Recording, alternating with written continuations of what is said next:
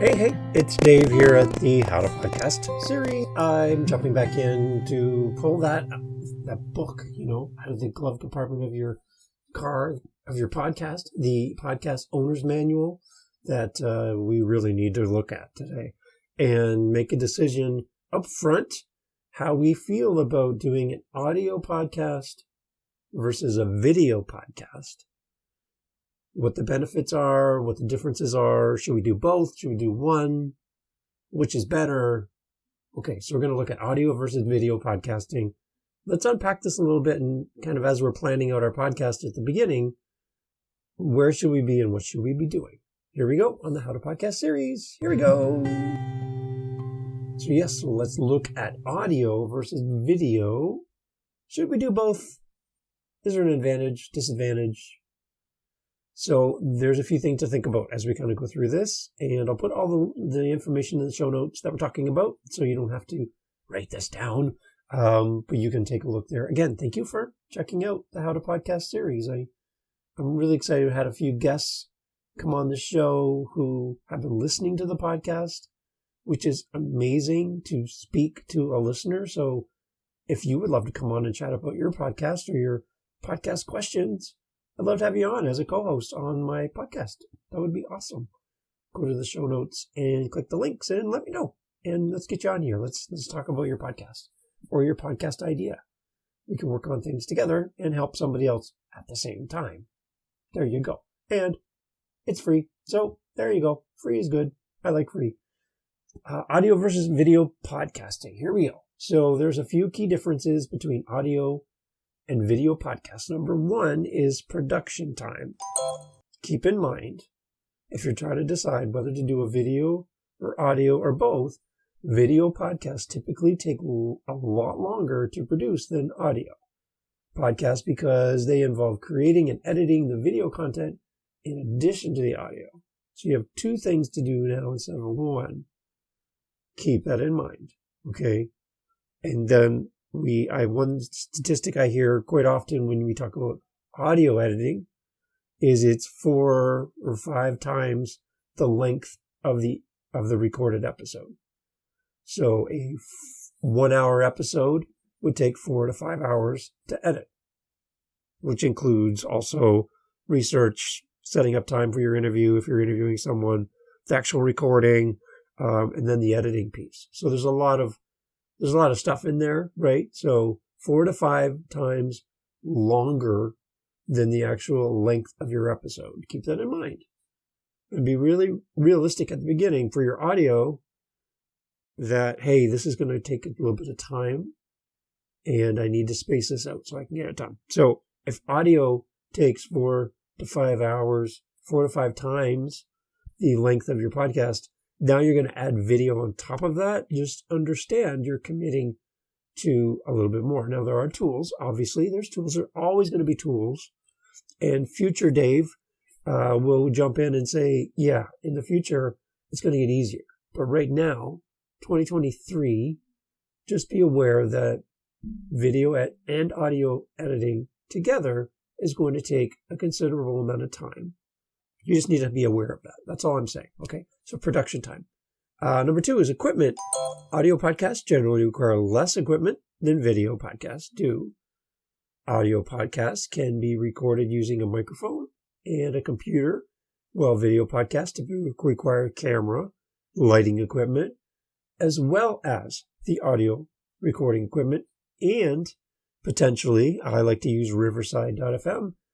You would need some form of way of doing interviews remote. Zoom is great for meetings. I love it for meetings.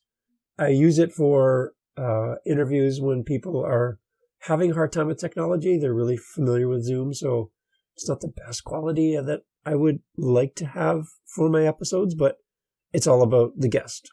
So Zoom is great as a backup. I do prefer Riverside.fm. So there's a link in the show notes for Riverside if you want to try it out. That would be great. So, and that's an affiliate link. So I might get a little bit of money if you try Riverside through my link. And I would appreciate that because then I'll use that money to buy dinner for my wife. And she loves dinner. So, thanks for that. So equipment, just remember that Audio, you can really start with bare basics and get a great podcast out and not spend a lot of money. As soon as you add video, now you got to think of lighting, backdrops, all of that, plus the software.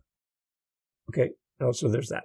I also use, and link in the show notes, OpenShot is a free video editing software. It's a little bit of a learning curve to start, but once you figure it out, it's really cool. And it gives you a lot of great editing tools. I use it in conjunction with Canva. So you can have a free Canva account, and that's great. Or you can upgrade and get a paid account, and that unlocks a lot of options for you. And Canva is great for adding words to your videos and editing and all that stuff. So I like Canva for that. So OpenShot and Canva work together really well. And that's kind of how I do my videos. So if you ever go to my YouTube channel, again, links in the show notes, you can see what I'm doing. And yeah, it's kind of fun. So that's part about equipment. Number 3 is distribution. Audio podcasts are typically distributed through podcast directories like Apple and Spotify and on. While video podcasts may also be distributed through platforms like YouTube, Vimeo. There's a few other places you can do video portion of your podcast. Spotify does have a video podcast component through Anchor. You have to have an account with Anchor to do this. And your RSS feed through Anchor going to Spotify will allow video podcasts on the app. And what happens to all the other places when you put a video podcast through Anchor onto Spotify, for all the other places that don't support video podcasting, they get the audio version. So it works. Win-win. And something different, something unique. Be unique, be different. It stands out. So that's the distribution part for video. Engagement. Number 4, some people find it easier to engage with audio podcasts while doing other activities, such as driving their car or at the gym. Well, video podcasts may require more attention and may be more suitable for watching at home or on a device with a larger screen. Just keep that in mind. I know for me, I actually use YouTube, and I hit play on the episode on YouTube, and I stick my phone in my pocket.